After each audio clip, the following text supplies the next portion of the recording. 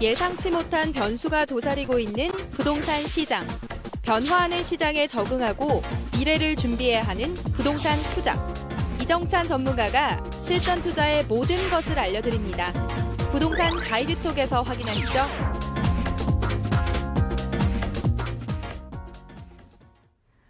세금에도 참 다양한 종류가 있는데요.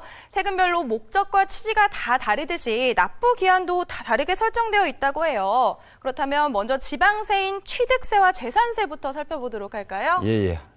자, 먼저 맞습니다. 취득세나 재산세는 지방세입니다. 즉 그렇기 때문에 반드시 세무서에 납부를 하시는 게 아니라 서울 같으면 구청에 납부를 하시는 거죠. 자, 먼저 취득세를 좀 알아보겠습니다. 자, 취득세라고 하는 것은 부동산이나 선박이나 항공기 등을 우리가 취득을 했을 때 부과되는 지방세입니다. 자, 그런데 우리가 이제 이 부동산 관련해서는 거래의 유형이 있죠. 매매나 증여가 있을 수 있고 상속이 있을 수 있겠죠. 자, 물론 또 교환도 있습니다. 이렇게 매매나 증여나 교환 같은 경우는 기본적으로 이렇습니다. 취득일로부터 60일 이내에 납부하시는 게 원칙입니다. 자, 그렇지만은 꼭 60일만 있는 게 아닙니다. 예를 들어서 고급 오락장 같은 경우, 일부 외회사항 같은 경우는 30일 이내가 되겠습니다. 자, 그런데 우리는 통상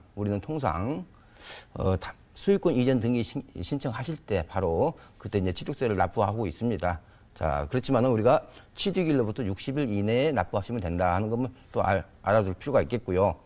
자, 그런데 증여 같은 취득일이 언제냐? 일반적으로 매매 같으면은 잔금일이나 소유권 이전 등기일 중 빠른 날이 이제 취득일이 되겠고요. 그렇다면 증여 같은 경우는 증여 계약서 작성하는 시점 자체가 되겠습니다. 자, 그렇지만은 상속 같은 경우는 좀 기간을 좀 줄 필요가 있죠. 왜? 불시에 나오는 상황이 되다 보니까. 그래서 상속 개시일로부터 6개월 이내가 취득세 납부 기한이 되겠습니다. 자, 그렇지만 우리가 취득세를 납부 기한을 갖다가 지키지 못하면은 가산세가 무려 20%가 부과됩니다. 자, 그렇기 때문에 꼭 납부 기한을 준수를 할 필요가 있겠고요. 그 다음에 이제 재산세죠.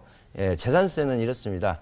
매년 6월 1일 기준으로 소유자한테 부과됩니다. 그렇기 때문에 우리가 잔금 설정할 때 이 점을 꼭 잘 알아두실 필요가 있겠죠.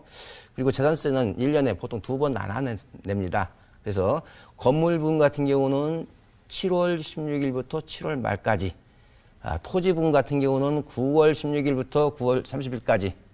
그렇지만 우리가 이제 보통 주택 같은 경우는 2번에 나눠내죠. 그래서 7월 달에 50%, 그다음에 9월 달에 50% 이렇게 해서 이제 이에 분납을 하는 형식이 되겠고요. 이것도 역시 가산세가 한 3%에 있습니다. 따라서 꼭 납부 기한을 준수할 필요가 있겠습니다. 네, 부동산을 보유할 때 꼭 살펴봐야 하는 세금이 더 있죠. 바로 종합부동산세와 종합소득세입니다. 이 종합부동산세와 종합소득세의 납부 기한도 한번 계속해서 알아보도록 하겠습니다. 예. 자, 이렇습니다. 재산세와 마찬가지로 종합부동산세도 6월 1일 기준 소유자에게 부과되는 국세가 되겠습니다. 자, 이거는 일정 규모 이상이 됐을 때만 부과가 됩니다. 자, 그리고 그래서 우리가 내년부터 지금 종부세가 강화됐다 법안이 통과가 된 걸 알고 계실 겁니다. 그래서 1주택자는 기준시가 9억 이상, 2주택자나 3주택자, 이게 다주택자 같은 경우는 기준시가 6억 이상, 이걸 전국에 있는 주택을 다 합산하는 거죠. 인별로, 개인별로. 자, 그렇게 해서 매년 12월 1일부터 12월 15일. 자, 우리가 며칠 전에 종부세 납부 기한이 끝났습니다. 물론 이렇게 제가 납부 기한을 이렇게 얘기할 때 일자로 말씀드립니다만은 그 일자가 공휴일하고 겹치게 되면은 연장이 되겠죠. 이것도 역시 가산세가 지연일수에다가 0.03% 이 가산세가 부과가 되겠습니다. 자, 그런데 여기서 종부세 같은 경우는 나는 이게 종부세 대상에서 배제되는 주택이 있다면은 반드시 9월 달에 합산 배제 신고를 하셔야 됩니다. 자, 그리고요. 그다음에 이제 종합소득세죠. 종합소득세는 이렇습니다. 각종 소득을 종합해서 이게 과세하는 겁니다. 우리가 소득의 유형이 많죠. 그랬을 때 우리가 이제 부동산 관련돼서는 타소득이 있고 임대소득이 있는 경우가 이제 이렇게 종합소득세 과세 대상이 되겠습니다. 자, 그런데 상가 같은 경우는 금액에 무관하게 종합소득세 신고를 하셔야 되고요. 그다음에 주택 같은 경우는 자, 연 임대소득이 2천만 원이 넘는 경우에는 종합과세가 이루어지고 있고요. 연 2천만 원이 넘지 않는 경우는 올해까지는 비과세입니다만 내년부터는 분리과세이기 때문에 종합과세가 안 되는 거죠. 따라서 연 2천만 원 이상일 경우에 종합소득세가 부과가 되겠습니다. 자, 납부기한은 이렇습니다. 다음 연도 즉 올해분이라면은 내년 5월 1일부터 5월 31일까지 내는 거고요. 개인 사업자의 어떤 소득세 납부 기한하고 동의를 하겠습니다.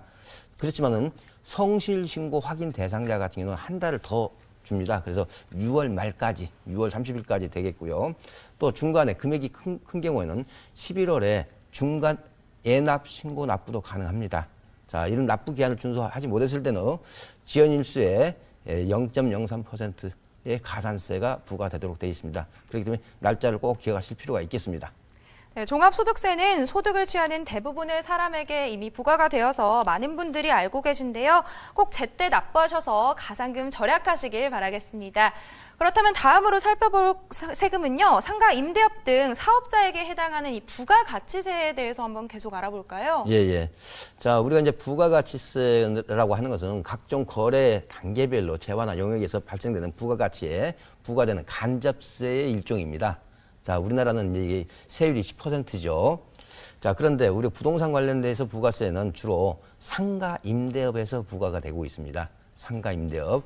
왜냐? 주택 부분에 대해서는 부가세가 면제가 되고 있습니다. 그래서 주로 대부분이 상가나 오피스텔이라든지 이런 임대업, 주택을 제외한 부동산 임대업에서 부과가 되고 있다고 보시면 되겠고요. 자, 우리가 일반적으로 이제 개인 사업자가 많죠. 개인 사업자 같은 경우는 부가세를 1년에 2번에 나눠서 내겠습니다. 그래서 1월 25일까지 전년도 하반기, 즉 2분기분, 그다음에 7월 25일은 당해년도의 1분기분, 지금 상반기분이 되겠죠. 그렇지만 간이 사업자 같은 경우는 매년 1월 25일에 그 전년도 1년치 전부를 해당해서 납부를 하시면 되겠고요. 법인 사업자 같은 경우는 4번에 걸쳐서 1월, 4월, 7월, 10월 이렇게 4번 낮춰서 전 분기 것을 즉 3개월치를 3개월 단위로 해서 이게 부가세 납부를 하면 되겠습니다. 자, 그렇기 때문에 특히 주택을 제외한 부동산 임대업을 하신 분은 부가세 신고를 꼭 날짜를 잘 기억하셨다가 납부할 필요가 있겠습니다. 네, 부가가치세까지 살펴봤습니다. 그렇다면 강화된 규제로 인해서 요즘에 특히나 많은 분들이 관심을 갖고 있는 이 양도소득세 부분도 한번 자세하게 알아보면 좋을 것 같아요. 예. 자, 이렇습니다. 양도소득세라고 하는 것은 한 국세인데요. 재고자산 이익의 어떤 자산의 양도로 있어서 자본이익에 부과되는 세금이 되겠습니다. 자본이익에. 자, 그런데 우리는 이제 주로 대부분이 부동산의 이제 매매 차익에 의해서 양도 차익이 발생되는 그 양도 차익이 이제 자본이익에 해당되겠죠. 그랬을 때 양도일이 기준에 속한 말일부터 2달 2개월이 됩니다.